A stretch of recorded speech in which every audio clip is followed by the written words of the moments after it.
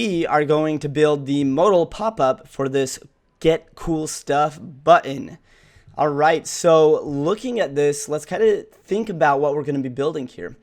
So we've kind of got this header label here. And then as I'm looking at this, I can envision we've probably got a row here with a full width column.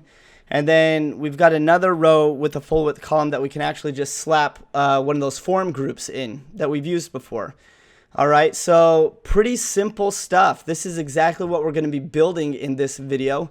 Let's go ahead and get started. So to do this, let's go over to Bootstrap. And we're going to go to their documentation and right over to their components. And then we're going to look at the modal. All right. So let's see, modal right here. Now, if we come down here, they've got kind of an example one, this live demo. So we can click it, and then we got this modal that pops up. This is actually kind of pretty much what we want, right? So let's look at this. So let's start from the very top here, our button. Well, we've got most of this, right? We just need to add a data toggle, and then, oh, it scrolls over here, and then the data target. I was like, I know there's more to this. So why don't you go ahead and copy this, and then come into brackets, and in this button that we've created, right after the class, go ahead and hit a space, and then we're going to paste in the data toggle, which is going to trigger the modal, and then the data target, which is actually going to call on it. And we don't want this to use this example modal. We want to use our own, and I'm going to add, let's do cool stuff modal. All right. And anytime I'm working with modals, I do like to include the word modal in the data target name, just so that I know that, hey, this is the button, this is the data target that's actually going to trigger the modal for you. And remember, you've got to have that pound sign in it because as we dive over into the modal structure itself, you're going to see that it has an ID in it. And this is how we're going to grab that ID. Okay. So come back over to brackets, and let's look at the rest of this. So we've got the button, and then here's the actual modal structure. So what I want you to do is go ahead and copy everything, including the modal right here, the comment at the top, and then come back over to brackets. And then what I like to do, let's see, this tag, let's see what tags we got here. So we got the body, that means this is our container. And then I think this is like our top level. Oh, this is for the section. So what I'm trying to do here is, let me just find out where my container closes. Okay, right here. I like to put any of my modals outside of my markup. So what I do is, let me scoot this over here. So what I do is I'll have all of my structure to my page, right? Going through with the buttons and everything, and then those modals, those things that pop up, I actually like to put them down at the bottom of the page just to keep it separated from the actual markup up here, so it doesn't clutter anything, more or less. All right, so let's look at this. We've added our data toggle to activate this modal here, and then the data target to actually trigger this modal. What I'm going to do underneath here is create another comment, and I'm just going to call this the cool stuff modal. I also like to name my modals so that I know which modal is assigned to which button. All right, so we have our ID here. All right, and we've got our data target up here. So go ahead and copy the cool stuff modal and go ahead and paste it down here. Now, anytime you're working with modals, remember the data target is what is going to trigger the ID of the modal. If these names are off, or if you're missing the pound sign in your data target, this button will not trigger this modal down here, all right? The pop-up will not happen. All right, so I'm going to go ahead and save that, and before I spend too much time messing around with this, I want to make sure that that modal pops up. So Let's come over to our page here and refresh it. And perfect, it does. So now the button is connected to the modal. So we know it's working. That's perfect. All right, now let's work with what content do we need. And I'm going to, let's update the example stuff they have. So I'm going to call this cool stuff label for the label led by. And then we've got our modal dialog. The role is a document. And then right here, this is where we're going to put the meat of our content inside of the modal, is this modal content. So we know that we wanted a message up top, right? So if you look at the modal, Bootstrap has classes for this. Anytime you want to put like a header at the top of your modal, like a message, it should be wrapped in Bootstrap's mobile header class. So for an example, in our page here, when we click this button, we have get exclusive content. All right, so let's go ahead and add that as our message. So we can, right inside this header 5, we can put get exclusive, holy cow, access or content it was. All right, so we've got get exclusive content, and then this ID here, let's put content label. Just change the ID of that. And then you can change the headers to anything you want. For me, this works beautifully. And then the next thing down, and you'll notice that this button is included in the header, is that close button. All right, so this and times semicolon is actually the tag that you would use to add that X sign. And let's see, so we've got a type button, it's going to close, and then it has this data dismiss, which we're saying, hey, dismiss the modal. All right, so it's going to close the whole thing down for us.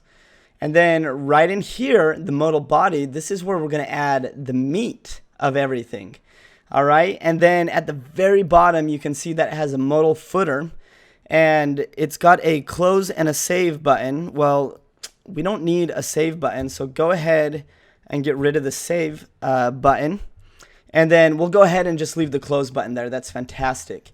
Now, the cool thing with modals is you can use Bootstrap's grid system right within them. So for an example, we can build a container inside of here and add our own rows and columns to position elements inside of containers, inside of these modals, I mean. So let's go ahead and do that. Get rid of these 3 dots. And we're going to create a container. So get a div class of container fluid. All right, so it's cool. It's going to put this little mini container here inside of our modal. And then we can open that up. And let's look at our example project. So inside of our pop-up here, we've already got our title. We've added that. And then we're going to need to build a row to add this image in here. So let's go ahead and do that right now. So let's go ahead and create a div class. Going crazy here. Get a div class in here, and it's going to be our row. And then inside of this row, we know that we want a column to expand the full width of it, right? Because that's where we want our image to live. So let's go ahead and create a div class of column, and we can go ahead and make this small and make it the full width. So we're saying every small view part and above is going to take up 12 columns. All right, and then we can go ahead and nest our image inside of here. So image, and then we're going to give it a source, and again, dive into your assets folder. And this one is going to be the KFS modal PNG. All right, and then don't forget to add Bootstrap's class of the image fluid. Okay, so there we go. Pretty great. So let's go ahead and launch that and see how everything is coming together. All right, scrolling down, click our button. Awesome. All right, so we got to center this, and this image looks great so far. And then underneath it, we'll put that form group. But let's go ahead and just take care of this real fast and get that stuff centered. All right, so back to brackets. And to center this, we can simply come over here, And let's just grab the header 5 with the modal title. All right. So we can do the header 5 with the modal title. And then just go ahead and add a margin of auto on there, and that's going to take all the content in here and it's going to shift it to the center, right? We've done that plenty of times. And let's go back and check. Going to do a refresh. And there we go. Beautiful, beautiful. I love it. All right. This is coming along great. So now that we've finished working with the image here, right? We've added a row. We're going to want to build another row. So come over here and we're going to add a div class of row. And then inside of here, we want a form group, right? So we already know that Bootstrap has a form group component. We can let's just go over to Bootstrap right now and grab that. All right. So we can pull up in our browser. Looks like I lost Bootstrap 4 here.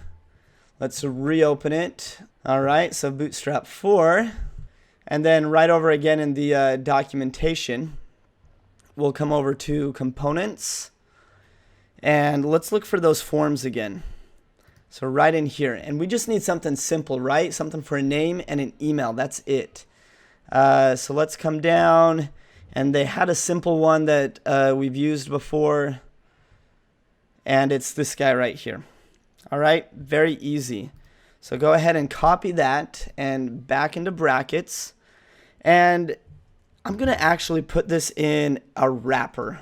We're going to add a div class of, let's just call it the modal form wrapper.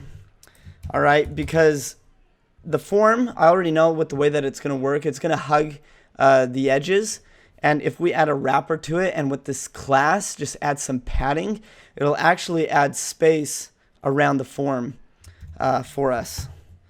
I hate it how I always copy and paste and it's like, you know, my HTML explodes like a nuclear bomb goes off.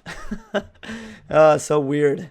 All right, so we've got this modal form wrapper, and then inside of our group, we just have to adjust some of the content. All right, so with this example text, let's just put for name, because this is where we have the name going, right? And then we'll make this like kind of friendly. What's your name? Okay. And then the input field is type text. That's great because we're writing a name. And then the ID on this, I'm just going to put form name. And then the placeholder, let's simply write in name. Okay. And then moving down, let's just change this for email. Right. We're customizing Bootstrap's components to work with us. And then where should we send your cool content?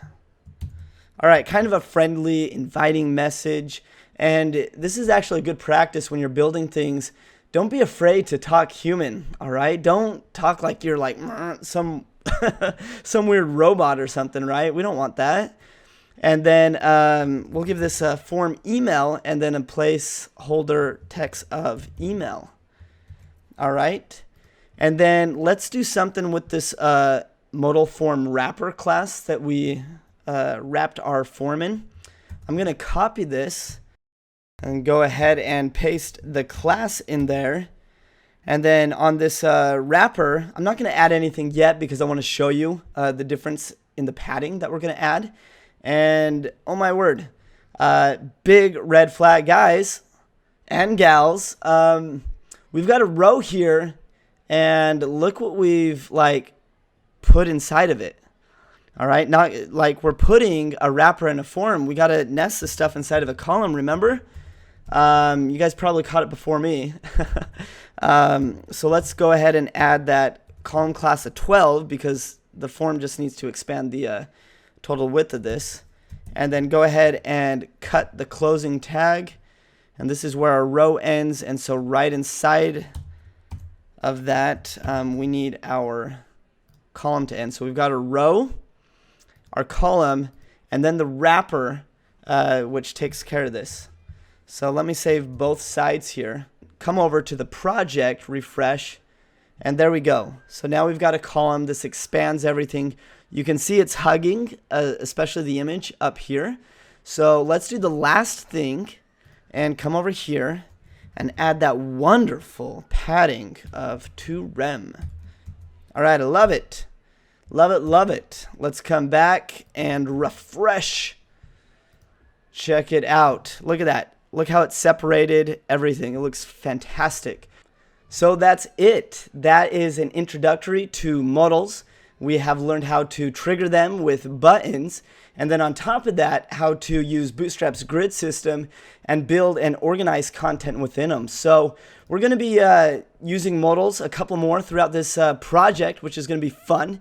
And that is a wrap for this lesson. Let's move on.